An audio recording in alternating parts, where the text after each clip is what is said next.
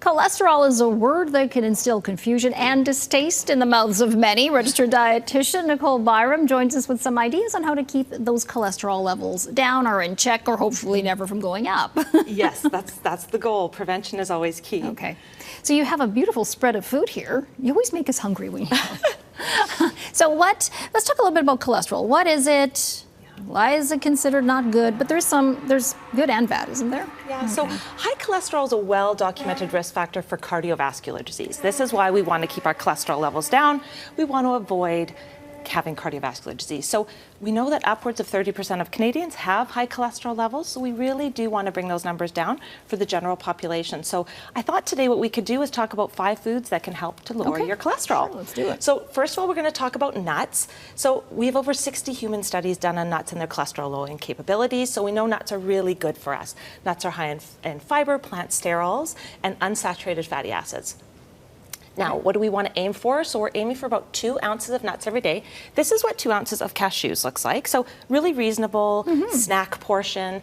Studies have shown us that 2 ounces of nuts per day, or as regular as you can possibly eat, will lower our cholesterol levels by about 5%. Really? Yeah, so this is a really easy way to do that. Now we can also use nut butters. So you could have a peanut butter sandwich on whole grain bread. Now when we're choosing a nut butter, you do want to read the ingredients list and make sure that it's got as few ingredients in it as possible. This one's just peanuts and salt. We're looking to avoid those added sugars. Sure, sure. What was I going to ask you? Any kind of nut does? Yeah, all variety of nuts is good. We just want to make sure there's not, if you've got high blood pressure, we're going to avoid the really added salt to it. So, you know, unsalted raw nuts are the best. Okay. Yeah. And what about like a nut milk?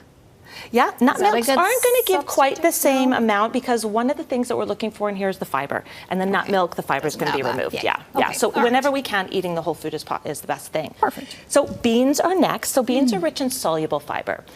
So we know we want to aim for about 25 to 30 grams of total fiber per day, and of that we're looking for 10 to 15 grams of soluble fiber. Soluble fiber is really what is going to draw that cholesterol down, and beans are really high in soluble fiber.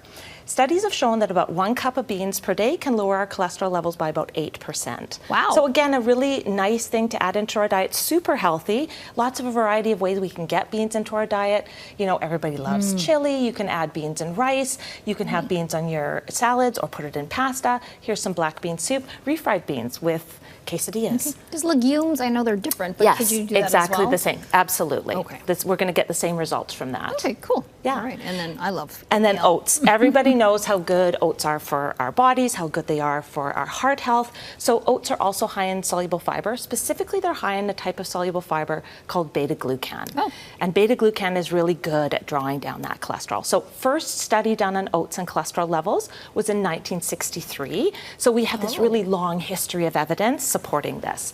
So how much oats do we want to eat per day? Well, this is half a cup of dried oats. This is what we're aiming for. This contains 3 grams of beta-glucan. That's going to lower your cholesterol when eaten on a regular basis by 15%. So really good. So that's half a cup. 15%? Yeah, which is really good. Wow. And this is what half a cup of cooked oats looks like. It's not too bad. So it's not too bad at all. Very reasonable serving size. Does it matter what kind of oats? Do you need like the steel cut? Steel cut and large flake are the ones that I would go for. I eat large flake. Steel cuts I'd like to eat, but I just don't have time to cook them. Gotcha. But ideally more than the quick oats. Okay. Okay. Alrighty. And some apples. And then apples. It is apple season. It is apple season in BC, and I went to the grocery store and found all these delicious variety. So apples also have a soluble fiber in them called pectin. Okay. So pectin's really good at lowering cholesterol levels. A 2020 study showed us that people who ate more apples had lower rates of cardiovascular disease. Yeah. So really good, but we do have to eat the whole apple. Okay. We don't want to just drink the juice. So my kids were disappointed to hear that, but we want to eat the whole apple so we get that fiber out of it. And any sized apple. Any sized apple. I mean, this is a fairly large apple, so probably half an apple in that case is going to do the trick, but that apple a day keeps that doctor away. I guess there's some truth to that. There's some truth to that. Okay. And then finally flaxseed, which is really well documented as well.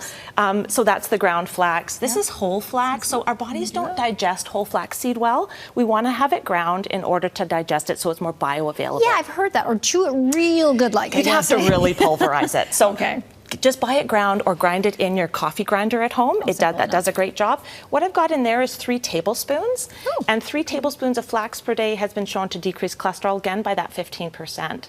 So this is one that is really easy to add into your diet. Put it into some baking, put it in your smoothie, put it in your yogurt, put it on that oatmeal that I know everybody's going to have every morning. Yep, now. we are now with our apple. And you know, it's the soluble fiber, the omega-3 fatty acids that are really going to help to bring down that cholesterol.